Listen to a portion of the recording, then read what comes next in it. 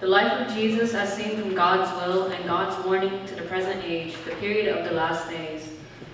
An event beyond that, as he neared death, Jesus said, "Father, forgive them, for they do not know what they're doing." God had mind to pass judgment immediately, judgment that was even greater than that of Noah's time. But Jesus died clinging to the nation, clinging to the religious establishment, and clinging to the cross. For this reason, God could not abandon humanity, but held on to us. Because this bond of heart existed between Jesus, the future generations of humanity, and the remaining people of Israel, God has been unable to abandon the religious organizations and people of succeeding generations who have turned against him. Instead, he has clung to them. Good morning. Good morning. What can I talk about on the day Pastor Manoj wanted me to talk about Jesus for this day? So I thought, well, let me talk about what I know about Jesus. And I'm going to take you, especially my Jen, I'm going to take you back a little bit. How I discovered Jesus. Well, first of all, I was born as a Roman Catholic, because Filipinos are Roman Catholic. And we have a very strong connection to Jesus and to the Virgin Mary. We don't understand them, but we have a connection. It's there somehow, right? So, well, I got, when I really began to study Jesus, really understand him, was when I went to Barrytown in 1975. I joined in 74. And then I went to 120-day training with Reverend Ken Sudo. Remember how many? Reverend Ken Sudo. And for the first time, I heard a story about Jesus like I never heard it before, ever.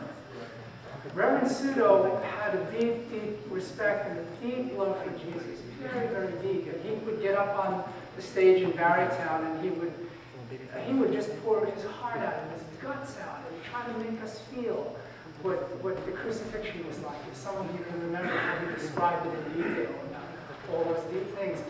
And I feel like Abunim, when he came to America in the 70s, what he wanted to do was he wanted to train the young people and also train the missionaries so that before we went out. And one of the things he wanted us to do was to understand the Christian foundation.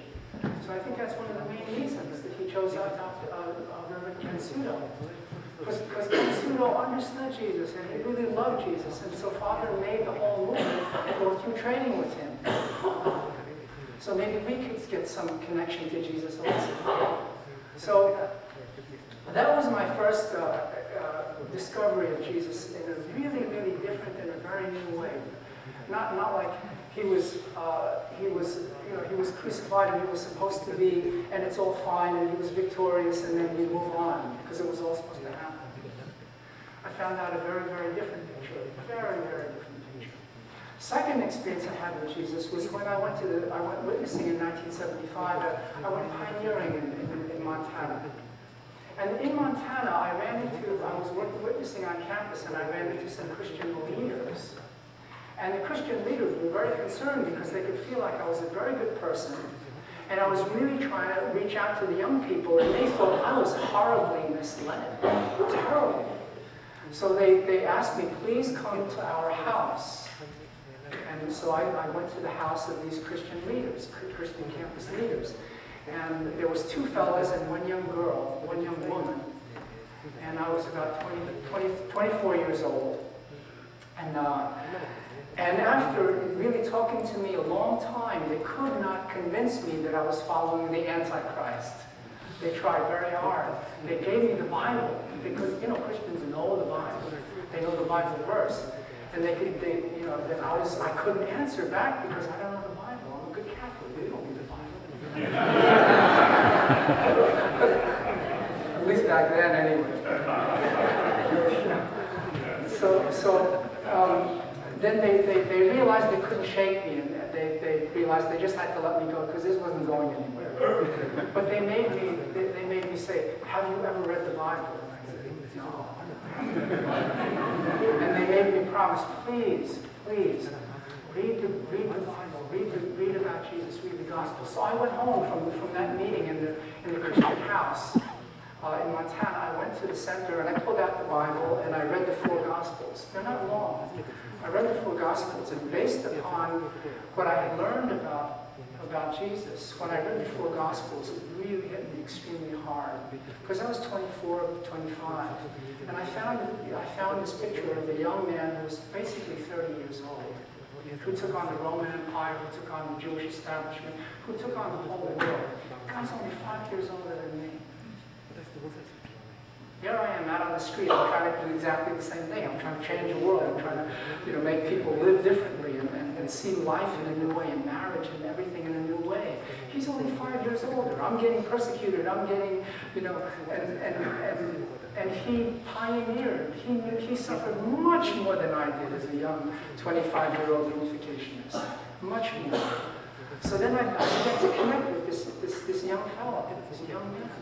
25. And then the third connection I had was when I went to the seminary. I went to the seminary and I studied with Dr. Youngwon Kim. Dr. Youngwon Kim was the very first missionary that Al Bannim chose to come to America. And Dr. Youngwon Kim, she was the dean of the AWA Women's University when the young girls started dropping out of AWA University to join Al Bannim's movement. So the school sent the dean of students, to get those girls back here. So she went to meet Al Bannim. 7 days she studied, and afterwards she quit her position and joined. So this is a woman who got her PhD in America somewhere. She loved the voice of God before she met the church. She loved the scriptures and all the prophets of all the different religions before she met Father. And she loved Jesus, and she loved Christianity before she met Father. So when she was in the seminary teaching us about all world religions and about Jesus, I learned many things. So I learned, well, this is from DP. From DP, I learned that something that Christianity doesn't know. I learned that Jesus was not supposed to, that Adam was not supposed to do what he did, Cain wasn't supposed to do what he did, and Jesus wasn't supposed to come 4,000 years later and fix everything. That wasn't what it was supposed to be. What I learned from DP was that as soon as Heavenly Parent, as soon as the fall happened, he tried to send the Messiah right there. And that didn't work. And so 1,600 years later, the flood came, the population of the earth, they say, was reduced to a very small, a small group of people. It was manageable. God could still, he didn't have to fix the whole world. He just had to fix a few people. And that's what happened here. And as we know, it didn't work. Ham didn't unite with his brothers, with his father. His brothers didn't unite with him, and the opportunity to send the Messiah was lost. So it comes back again 10 generations later. Abraham makes a sacrifice, but he messes up a little bit. So the responsibility goes to his grandson, Jacob. And Jacob does make the foundation. So finally the Messiah could come. But at that time, the world had been 10 generations multiplying in the meantime. So there was great civilizations and great powerful places. The principle tells us that if the Messiah came at that time, it would have been very easy for him to be exterminated. Just like that. Because there wasn't enough of people, a community, to protect him. So what happens is Abraham's great-grandson goes into Egypt, and his great-grandson Joseph multiplies the Jewish people, and they become very, very, very numerous. And then so they become so numerous that eventually they're led out of Egypt, they're given their own land, and then they have a king, King Saul. And King Saul establishes a very successful kingdom, but doesn't make the conditions necessary for the Messiah to come. So what happens 4 years later, David comes. And David is a remarkable person, but he also doesn't make the necessary conditions for the Messiah to come. So it falls to his son Solomon. And Solomon also doesn't do it. But here, this is a new way of looking at it. The Messiah could come there, or there, or there, or there, or there. And then, because Solomon fails, then Israel suffers, Israel is destroyed, and then finally comes back to, and finally an opportunity comes to rebuild the nation. So Israel is rebuilt. Malachi comes at that time to the Jewish people and tells them that the Messiah will come. At the same time, all around the world, Confucius and Lao Tzu come to China to teach a new ethical system. At the same time, Socrates, Plato, and Aristotle come to the Greek and Roman world to elevate them spiritually, their understanding of the way of life. At the same time, Buddha comes to India. 400 years later, there's opportunity.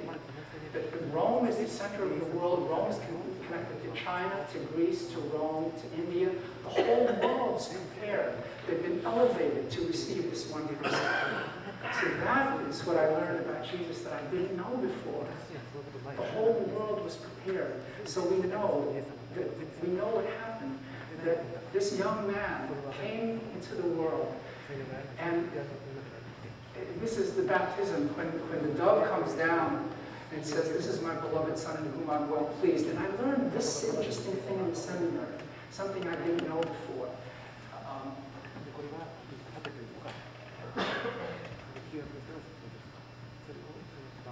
This is from Dr. Young Kim. This is from her book. And this is the public ministry of Jesus. She said, and I learned for the first time, that liberal biblical scholars say there were two periods in the ministry of Jesus. Then later, a time when Jesus faced dangerous opposition. So here's one liberal Christian theologian who says that a momentous change, okay, at first there seemed to be a real chance that Jesus' ministry would be crowned with success. Goodspeed said there was a change when the Pharisees got the Romans to oppose the Jesus growing movement. So to avoid a perilous clash with his Galilean enemies, Jesus fled to pagan Tyre and Sidon. So he left Israel, he left the Jewish people and went to be among the pagans and the Greeks because he was worried about the situation.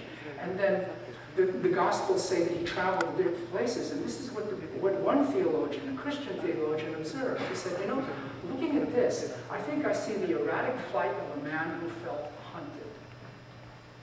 A man who felt hunted. This is what Christian theologians were saying.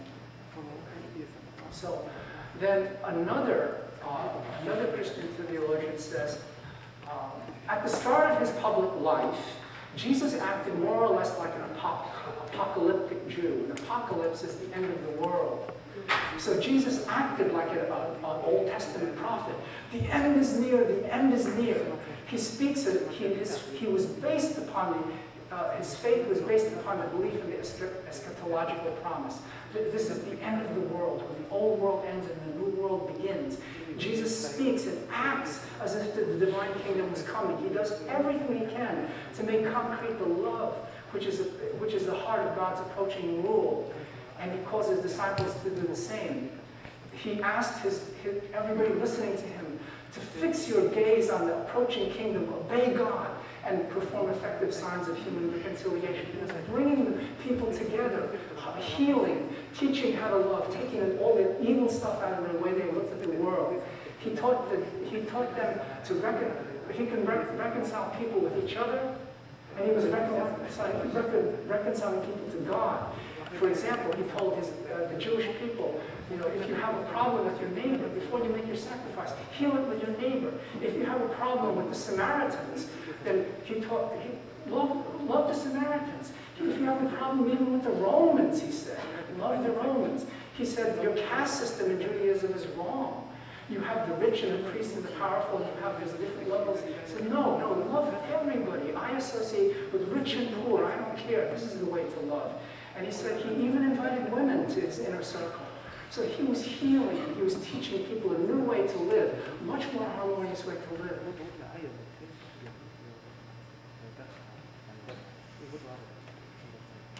And then these Christian theologians say that the first stage of Jesus' ministry came to an abrupt end because he realized that he had arranged dangerous opposition. There are several signs that it was not going well. The religious leaders turned against him. The crowds began to turn away from him. Even the disciples failed to understand him. If you read the Gospels, there's a scene where he says, "You must eat my flesh and drink my blood." And many of his followers said, "I can't do that," and they leave. And Jesus turns to his 12 and says, "Are you also going to leave? Are you also going to leave?" And so he began to feel it. And even people tried to stone him. So these Christian theologians said, this is their opinion, that Jesus was forced to reshape his faith. He retained his trust in God, but realized something was not going well. Jesus' attitude from Caesarea Philippi until his death on the cross was far different from his original confidence. When he first started teaching, he had so much confidence and surety that the kingdom is now. Here, I will teach you. No longer did he expect the imminence of God's reign. Jesus' faith in himself and his cause was thus radically altered in the midst of a conflict-ridden situation, both internal and external. When did these Christian theologians discover this? You know, Christianity didn't teach this for 2,000 years. These people, these theologians looked at the scriptures and began to see a different kind of story. 1954, 1956, 1950, 1976, 1978. Who was teaching at this time?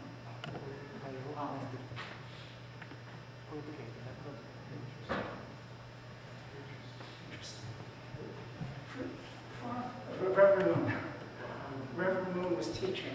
So here, I learned in the seminary for the first time that even Christian theologians, ones who really studied the Bible with an open mind and didn't just accept what the church had taught them, that they began to read the Gospels and say, I think there's a different story going on here than what we've been told. This sounds like the behavior of a man who's being hunted. There's two periods in his life. So, we know that what happened is that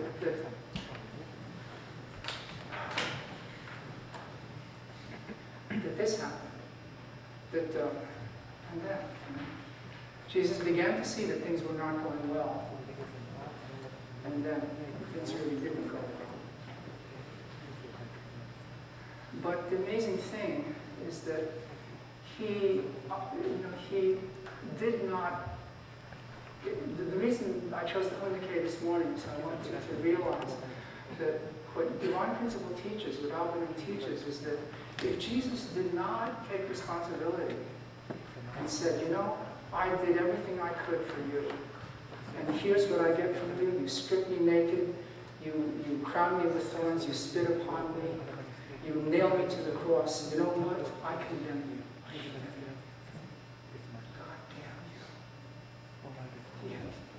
But he didn't do that. He didn't do that. He looked at those people who did all those things to him.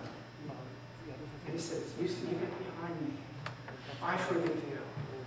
I forgive you. Enemy, devil, Satan, don't you touch my people. They did this to me. I love them. I forgive them. I take responsibility. You cannot touch them. I love them. There's a scene, if you ever remember the movie Passion of Christ, Mel Gibson's movie from many years ago, there's a scene when Jesus forgives. There's a picture. It zooms in on Satan in hell. And Satan is angry. I thought I had this guy. I thought I had these people. And Satan is screaming because he could not take Jesus down. Even on the cross. So then the amazing thing is that because of that, Jesus then could resurrect. And and then he could give spiritual rebirth. So another thing that I learned about Jesus that I never knew before, this is from the divine principle. It says, a new life is born through the love of parents. When we believe in Jesus as the Savior through the inspiration of the Holy Spirit, we receive the love of the spiritual true parents, which is generated through the love of the give and take between Jesus, the spiritual true Father, and the Holy Spirit, the spiritual true Mother. Through this love, new life is infused into us in our spirits or as we born as new selves, and this is spiritual rebirth. So for 2,000 years, for the past 2,000 years, Jesus has been giving spiritual rebirth to people. I mentioned this, I know, maybe one of the times I've spoken to you, but I have an in-law who is a convicted felon, and the second time he was sent to prison, his father begged that he would go to a Christian camp. So this young man went to Christian camp, found Jesus, got out, served his sentence, went to the seminary, got 2 degrees, and now the guy's about 30-something, and he's got 4 Sunday services going on in Maryland right now. Convicted felon. Tell me that Jesus doesn't give rebirth. Come on. He does. You know. So,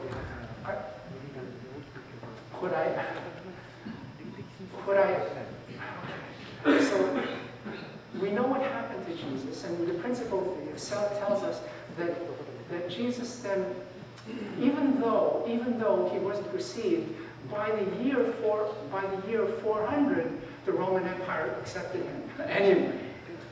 You know. So he's teaching with all over the world, and by the time Charlemagne came around, the principle teaches us that Charlemagne had the potential to make the foundation. So the principle teaches us that in 800 AD, the Messiah could have come. Do you remember that? And it didn't happen.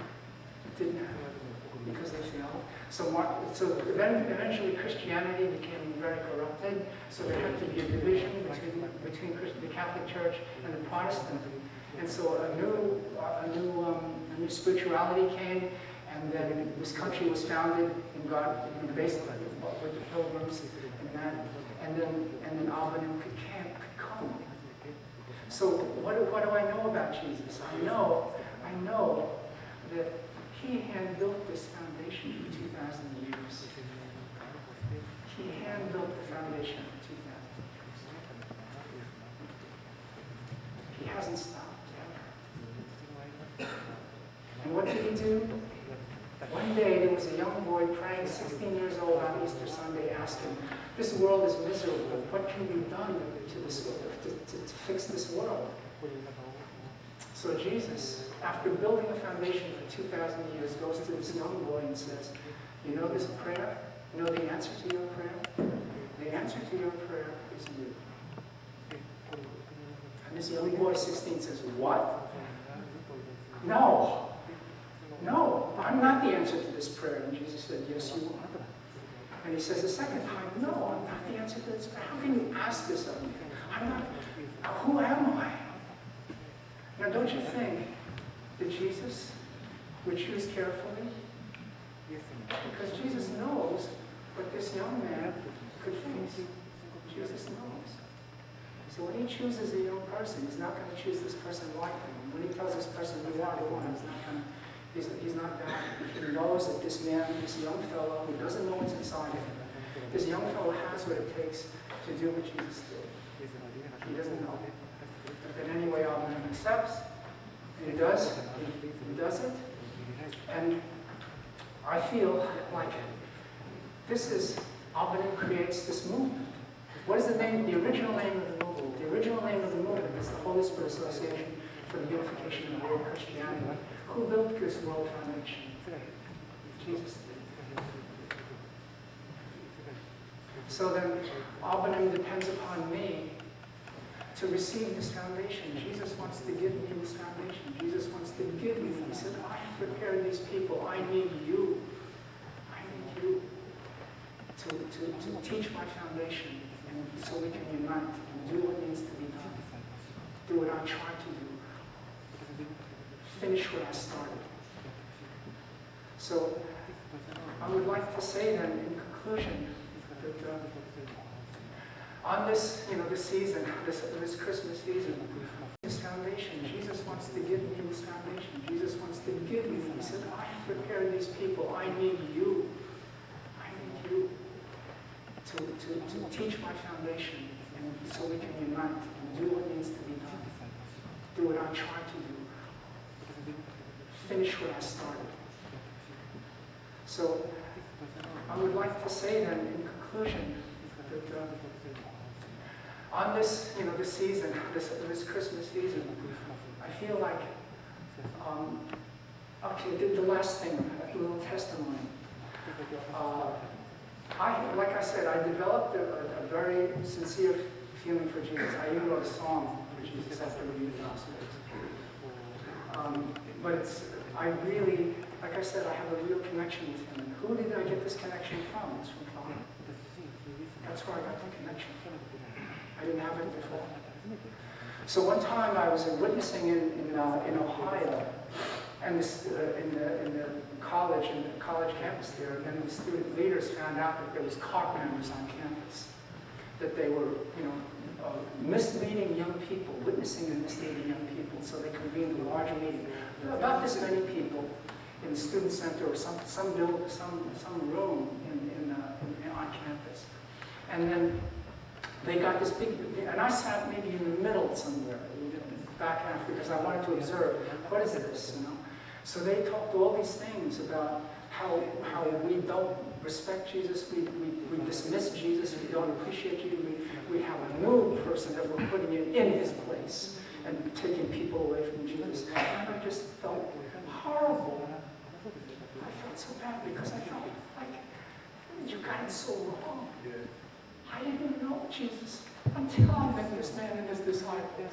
That's how I know Jesus, and I do know Jesus. So, somewhere in the middle, they said, there's a couple of new faces here, so why don't you stand up and introduce yourselves? So then I stood up, and I said, well, naturally, I'm from the car.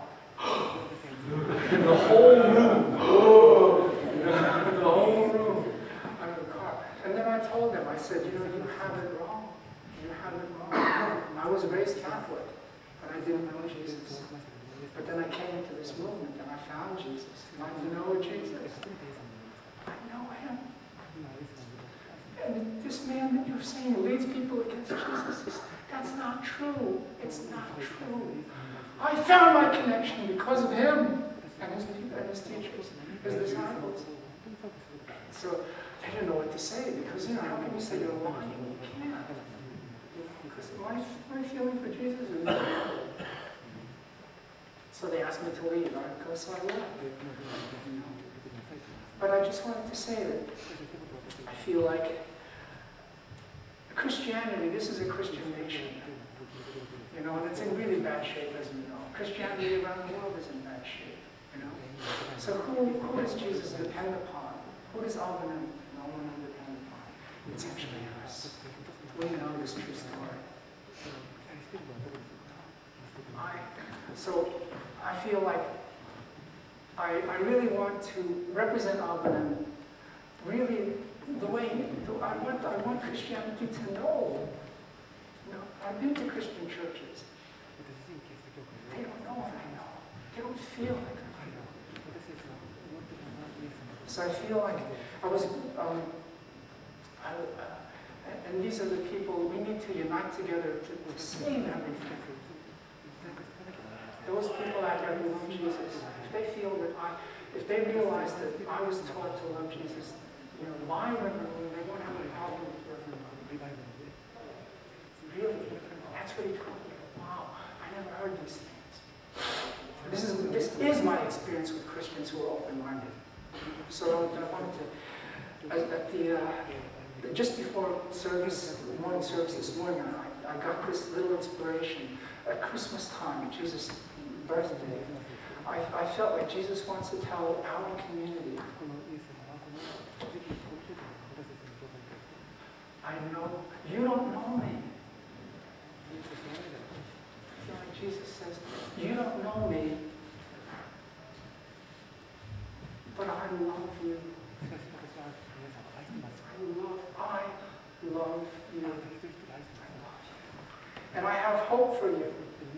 And I have hope for your blessed marriages, your blessed families, and your blessed children. I have hope. And I support you. I support you. I'm standing in the back. It's not my time anymore. But I'm with you. I'm with you. I love you. I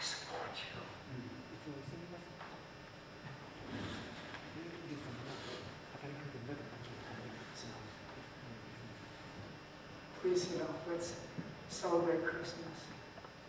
Celebrate this young man. Good man.